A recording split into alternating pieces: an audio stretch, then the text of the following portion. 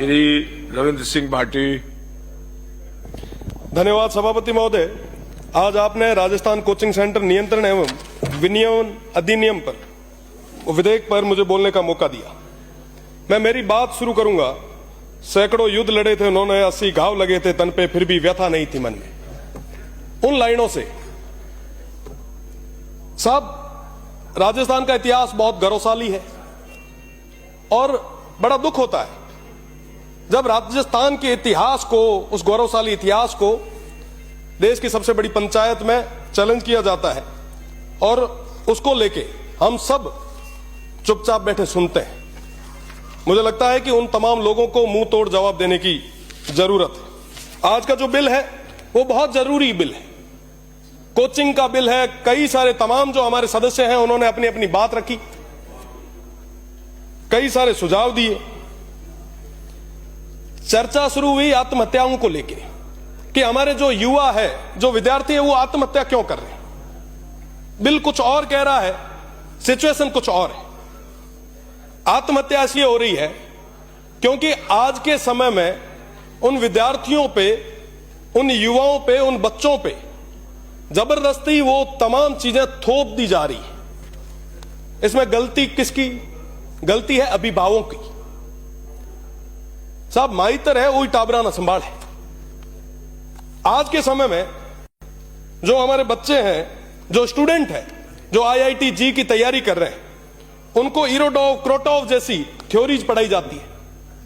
IIT अगर crack करनी है, जी अगर क्रैक करना है तो आपको यह पढ़ना पड़ेगा। ये क्या है पता है साहब? ये नासा के वो टेक्निकल पॉइंट्स है। मुझे लगता है ये भारत के अलावा कहीं के भी विद्यार्थियों को नहीं पढ़ाए जाते। 12वीं का जो बच्चा है उसको आप इतनी बड़ी जिम्मेदारी दे रहे हो कि ये पढ़। भाई 99.9 परसेंटाइल नहीं हुई तो भैया सिलेक्शन नहीं होगा। अरे सिलेक्शन नहीं हुआ तो अपने रिश्तेदार क्या कहेंगे? वो रिश्तेदारों को खुश करने के चक्कर में अपने बच्चों की बलि चढ़वा देते हैं। हम आरोप लगा रहे हैं कोचिंग इंस्टीट्यूट पे। निश्चित रूप से कोचिंग इंस्टीट्यूट में तमाम व्यवस्थाएं सही होनी चाहिए, पूरी फैसिलिटीज मिलनी चाहिए, पर साथ ही साथ मेंटल हेल्थ की भी बात बहुत ज्यादा जरूरी है। आज के समय में जो 12वीं के बच्चे हैं वो हंसना भूल चुके हैं। हमारे सबके घर में बच्चे हैं, हम सब जाते हैं, देखते हैं जो कोचिंग इंस्टीट्यूट में जो तैयारी कर रहे हैं उन पे इस लेवल का भार रहता है कि वो परिवार के साथ में बैठ ही नहीं पा रहे। ये कंपटीशन का युग है। आज के समय में लगभग 10,000 में से जाके 100 जनों का सिलेक्शन होता है और उन पर इस तरीके का प्रेशर डाल दिया जाता है जिसकी वजह से वो ऐसे कदम उठा रहे। साहब, मुझे लगता है कि इसके लिए हमें नींवों को मजबूत करने की ज्यादा जरूरत है। नींव कैसे? आज के समय में हमारे जो स्कूल्स हैं उसके अंदर क्या हम सही तरीके से वो व्यवस्थाएं दे पा रहे हैं? हमारे जितने भी ग्रामीण परिवेश की स्कूलें हैं, क्या उनमें शिक्षण व्यवस्थाएं हैं, जो शिक्षा की गुणवत्ता है, क्या वो सही है? आपको मैं अगर मेरे शिव की ही बात करूं तो 11 विद्यालय ऐसे जहां पे अध्यापक ही नहीं है, पंचायत सहायकों के भरोसे चल रहे हैं। 42 विद्यालय ऐसे हैं जहां पर एक अध्यापक के भरोसे चल रहे हैं। 200 विद्यालय ऐसे हैं जिनमें सिर्फ 2 ही अध्यापक हैं।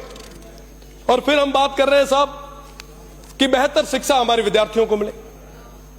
अगर मैं ग्रामीण परिवेश की बात करूं, मैं बाड़मेर, जैसलमेर और बालोतरा की बात करूं, तो आजादी के बाद जाके अब वहां पे कॉलेजेस खुली है और उन सब कॉलेजेस में एक स्टाफ है। फिर हम सब उम्मीद करते हैं कि साहब हमारे बच्चे जो हैं वो IIT में जाए, UPSC में जाए, बड़े पद पे जाए। फिर उनको कहते हैं कि साहब हम कैसे भी करके आप सेलेक्ट हो। सब उन बच्चों की नींवों को ही हमने कमजोर कर दिया है। अगर वाकई चाहते हैं कि साहब बेहतर हमें परिणाम मिले तो उनकी नींवों को मजबूत करने की जरूरत है। कोचिंग इंस्टीट्यूट की बात चल रही है। कई सारे हमारे जो माननीय सदस्य थे उन्होंने कहा कि साहब कोचिंग इंस्टीट्यूट जो है उन पे ये कर दो, वो कर दो। आप करें, आप नियंत्रण रखें, नियंत्रण बहुत ज्यादा जरूरी है। साथ ही साथ जो आम विद्यार्थी है उसकी फीस को लेके, कोचिंग इंस्टीट्यूट्स की फीस को लेके चर्चा बहुत ज्यादा जरूरी है और एक लिमिट बहुत ज्यादा जरूरी है।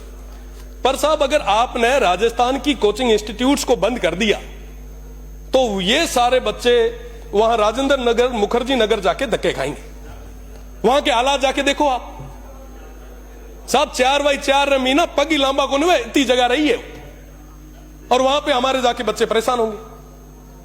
साहब आप अधिनियम लाएं, विधेयक लाएं, सब चीजें करें, पर साहब मेंटल हेल्थ को लेके कोई ना कोई विशेष कदम हमें उठाना होगा। बच्चों को इस तरीके से प्रेशर जो ये कर रहे हैं, ये प्रेशर कहीं ना कहीं कम होने की ज्यादा जरूरत है। और सबसे बड़ी चीज तो मैं हाथ जोड़े थोरो करूंगा तमाम रिश्तेदाराना, जो कहीं ना कहीं बच्चे पे एक तरीके से प्रेशर होता है कि साहब रिश्तेदार क्या कहेंगे, वो क्या कहेगा।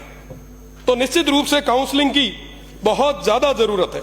साथ ही साथ हमारे यहां के कंपटीशन की बात करें, लगभग 50 लाख बच्चे हर साल तैयारी करते हैं, 1 लाख से 1.5 लाख के आसपास की नौकरियां आती है। बाकी सारे विद्यार्थी जो है वो कहीं ना कहीं डिप्रेस्ड होते हैं। अगर मैं मेरी ही बात करूं, मैं साइंस में 12th करके आया, बायो में 78% थे, डॉक्टर साहब वगैरह सब बिराजे हैं। मुझे भी किसी ने सलाह दी, परिवार को भी कहा कि साहब डॉक्टरी करवा दो। उस समय प्री मेडिकल टेस्ट हुआ करता था, इंटरेस्ट नहीं था, किसी और क्षेत्र में चले गए, वकालत कर ली। तो निश्चित रूप से कहीं ना कहीं जो आसपास की एक लॉबी है वो उस विद्यार्थी को यह भी नहीं पूछते कि साहब आपको जाना किस और है। तो निश्चित रूप से इसके लिए भी अपने को विचार करना पड़ेगा, और साथ ही साथ अभिभावकों से विशेष निवेदन करना पड़ेगा कि साहब बच्चों को आप वो जिस और जाना चाह रहे हैं उस और भेजो, उस पर दबाव ना डालो। इसके बारे में हमें चर्चा भी करनी पड़ेगी। आसपास हम सब लगभग 200 के 200 जो यहां पे चुन के आए हैं, अपने अपने क्षेत्र में सब अपना प्रभाव रखते हैं। निश्चित रूप से अगर वो क्षेत्र में जाके इस तरीके से कहेंगे तो उसका एक अलग ही इफेक्ट भी आएगा, हमें परिणाम भी मिलेगा।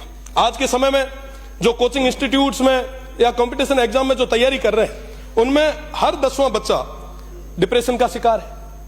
उस डिप्रेशन को कम करने के लिए हमें कई सारी चीजों पे काम करने की जरूरत है। साथ ही साथ ये जो बिल आया है, विधेयक जो आया है, निश्चित रूप से हम अधिकारियों को बहुत ज्यादा ताकतें दे रहे हैं। अगर इस तरीके से लाल फीताशाही हावी हो गई, सब आप कह रहे हैं कि कोचिंग इंस्टीट्यूट्स के ऊपर सर्वे भी ये करेंगे, निरीक्षण भी ये करेंगे, उस कमेटी के जो अध्यक्ष होंगे वो भी कलेक्टर होंगे। मेरे से पहले नसीराबाद से आने वाले माननीय सदस्य ने कहा कि साहब कलेक्टर लगभग 30 से 40 कमेटियों के अध्यक्ष होते हैं, वो किस किस चीजों का ध्यान रखेंगे। तो निश्चित रूप से ये बहुत बड़ी चीज है, और इन तमाम चीजों के बारे में हमें सोचना होगा। आज के समय में ये जो स्थितियां परिस्थितियां बन रही है, हम सभी के लिए बहुत ही चिंता का विषय है। इस तरीके से अगर हम युवाओं पे दबाव बनाते गए तो आने वाले समय में मुझे लगता है कि हम हमारी क्वालिटी को पूरे तरीके से खत्म कर देंगे। हमारे यहाँ पे IIT जी पे और तमाम कंपटीशन एग्जाम में जिस तरीके के सिलेबस है, मुझे नहीं लगता कि पूरे वर्ल्ड में ग्लोबली कहीं ऐसे सिलेबस होंगे। कहीं सिलेबस नहीं है ऐसे। आप बड़ी से बड़ी यूके देख लें, यूएस देख लें, आप जर्मनी देख लें, न्यूजीलैंड देख लें, कहीं पे भी जाए, इस तरीके का जो मानसिक तनाव और इस तरीके के जो कोर्सेज हैं वो कहीं नहीं। आज के समय में अगर बात करें हम कोचिंग इंस्टीट्यूट्स की, तो अभी चर्चा चल ही रही थी, उसी का विधेयक है। तो मैं अगर कोचिंग इंस्टीट्यूट की बात करूं तो वो एक विकल्प है। जब उसकी नींव मजबूत नहीं होती तो उसको जबरदस्ती उस विद्यार्थी को अपने लिए आगे वाले भविष्य के लिए कंपटीशन एग्जाम के लिए जाना पड़ता है। आज के समय में अगर आप इलेक्ट्रोल सिस्टम को खत्म कर दें, आप ये कह दें कि साहब एग्जाम के थ्रू MLA बन के आएंगे, तो मैं कह सकता हूं कि यहाँ पे कोचिंग खुल जाएगी MLA के लिए। तो निश्चित रूप से इन तमाम चीजों पे हमें चर्चा करने की जरूरत है कि मानसिक तनाव कैसे कम हो, हमारे विद्यार्थी जो है वो बढ़िया तैयारी कैसे कर पाए। ये जो विधेयक आया है, मुझे लगता है कि इसको परवर समिति में भेज देना चाहिए और इस पे विस्तार में चर्चा जरूर